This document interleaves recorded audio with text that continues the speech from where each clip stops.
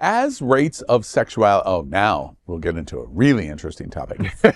Elimination especially is going to be interested in this one. As rates of sexually transmitted infections continue to skyrocket across the United States, a growing number of physicians are prescribing a commonly used antibiotic. Elimination's been using this for years, by the way. Used antibiotic as a way to prevent chlamydia, gonorrhea, and syphilis infections in gay and bisexual men and transgender women.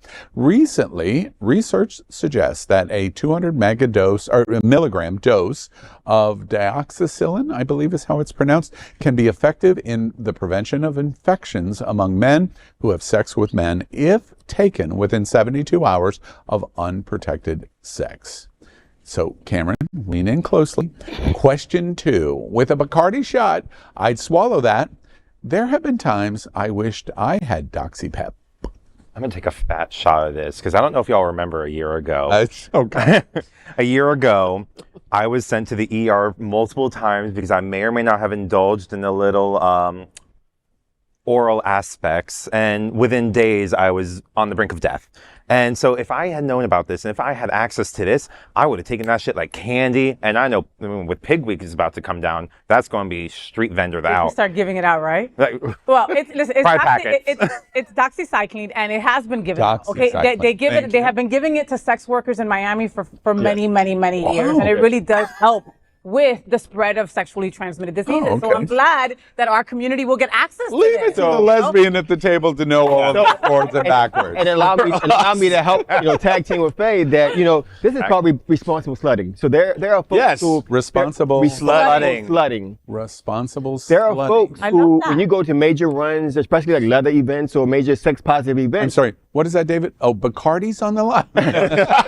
where they stock up, where folks who know that they're going to indulge, they start doing the pills prior to they're attending the event and while they're at the event, and then get tested prior and after, just to ensure that they stay safe, make sure their partners are safe, and that's just responsible slutting. So I'm glad that they're finally coming around, and then that makes it easier for folks who want to have free sex to have those conversations with medical professionals. I'm curious to all of you at the table, in all seriousness, for the gay community. Let's talk about gay men specifically.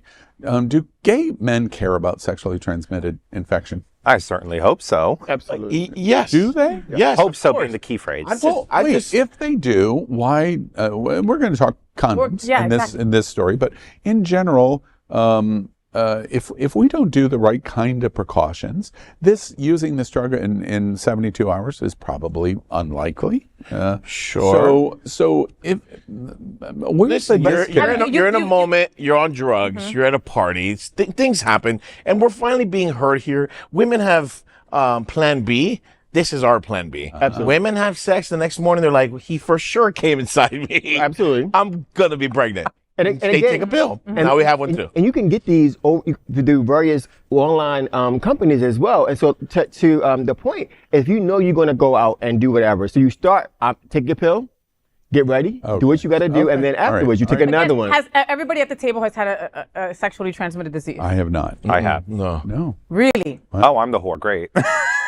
Wow. Okay, so maybe that's why you feel that way. Because if you've ever had a burning sensation and you're very Mr. Happy, all of a sudden your things change and you're like, let me take my Doxycycline. And I don't want that to happen. Hey, will you have you ever had a me scare at the table for a moment?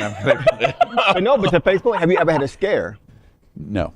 See again, but that's after go sledding. Again, having those conversations. Do you even going back, say, hey, I feel a little sick, especially today. You have to have those conversations. You know what? Something's coming over me. When was the last time you got tested? And we have to normalize these kind of things. And even if you don't know, being able to have the conversation and say, you know what? I haven't gotten checked in a while, and then that gives that person the opportunity to go to the doctor and say, I need to. Let me ask you one other related question. If this became widely known, apparently it's been out there for a while. In the example that you gave, becomes widely known. Will that encourage us to not worry even more, that we're not worried about the condoms, and because of PrEP, we're not worried about HIV, and now we're not worried about STIs,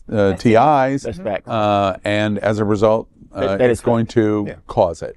Yes, that is fact. Again, I know many folks who go to many different runs, and that's part of their regimen. They go to the doctor on Friday. To find a run. A lot of people don't. So any kind of leather event or big sex party event or sex positive event where they know that they're going to meet someone, they start off with going to the doctor and say, I'm about to do this, give me my stuff. By the way, before we move on, I just want to indicate how cool I really am, because I have just suggested to Elimination, please explain the term that you just did. Because you didn't know.